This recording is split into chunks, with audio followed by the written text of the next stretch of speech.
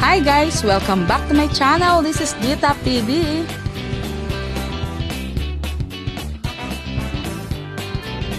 Hi guys! Papunta kami ngayon sa Naik para umarkila ng gown ni nanay sa darating na Sabado dahil mag-aanak siya ng kasal.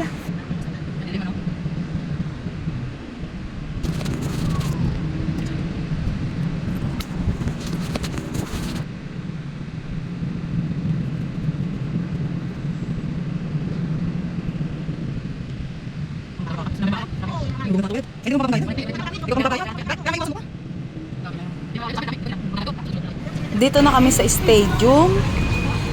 Ang pwesto nila ay sa second floor. Biglaan lang to kaya naisip namin na umarkila na lang ng gown.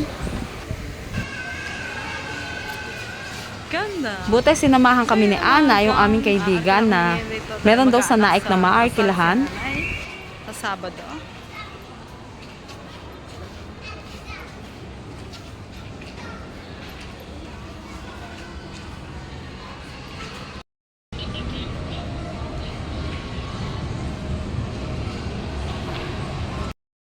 Kapag nakapili ka ng gown, maaari nilang i-repair agad yan, then makukuha mo na.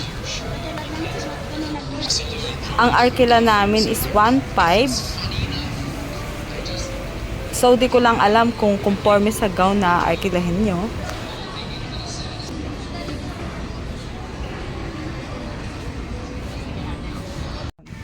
Eto na, nagsusukat na si nanay. So, itong kulay pink is mahaba sa kanya. Then, itong kulay gold, kung i-repair daw, magiging tali na yung nasa likod dahil masyadong masikip sa kanya. At ito na yung last, ito yung kanyang napili. So, sakto lang yung haba. I-repair lang sa may bewang dahil masyadong maluwag. Ipoporma nila sa katawan. Ito yung mga gown na nasa labas na mga naka-display. So, ang gaganda niya guys. Wala lang akong anak na babae. So, puro lalaki ang aking anak. Ang ganda pa naman ito, lalo na kung nagde-debut or JS. So, marami kayong pagpipilian dito. Sa tapat ng kanilang store, ito naman na makikita nyo, mga wedding gown.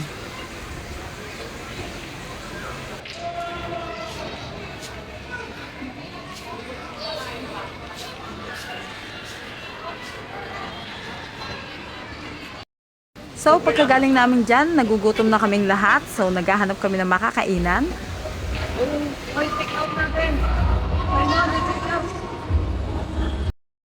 Dito kami kumain sa may ground floor, sa may Wings Park.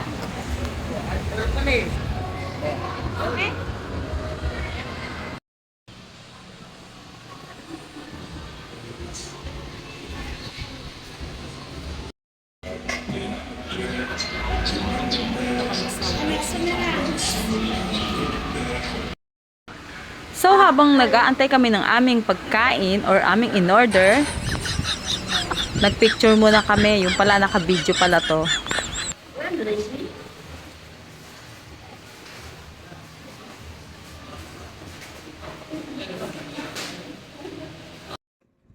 Thanks for watching.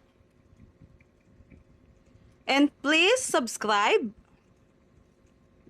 like, and click notification bell for my new videos. Bye for now!